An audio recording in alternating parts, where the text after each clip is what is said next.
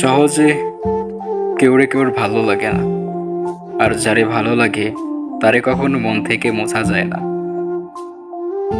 আপনি জীবনে প্রথম যারে ভালোবাসছেন, হয়তোবা তার সাথে যোগাযোগ নাই, তার সাথে আপনার কথা হয় না, কিন্তু সেই মানুষটার জন্য আপনার মনে ভালোবাসা ঠিকই আছে।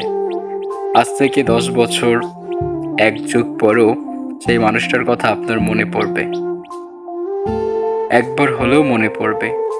আর সেই মানুষটা যদি দ্বিতীয়বার আপনার লাইফে আসতে চায়, তখন আপনি নির্দ্বিধায় তাকে আপনার লাইফে নিতে চাইবেন, কারণ আপনার মনে তার প্রতি ভালোবাসা আছে।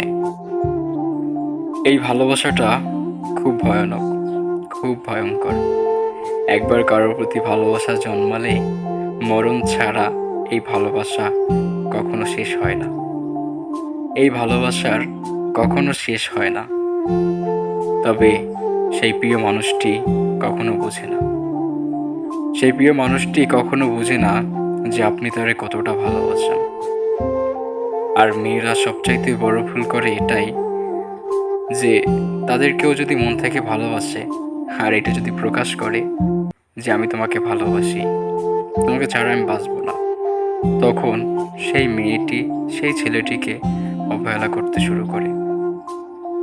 সেই মেয়েটির কাছে তখন ওই ছেলেটির মূল্য থাকে না, মূল্যহীন বস্তুর মতন হয়ে যায়। কারণ তখন মেয়েটি নিজেকে ভাবে যে ও আমার পিছন ঘুরে, আমি ওর থেকে ভালো কাউকে পাবো, আমি ওর থেকে বেটার কাউকে ডিজার্ভ করি। কিন্তু মেয়েটি কখনো সেই ছেলেটির ভালোবাসা বুঝে উঠতে পারে না।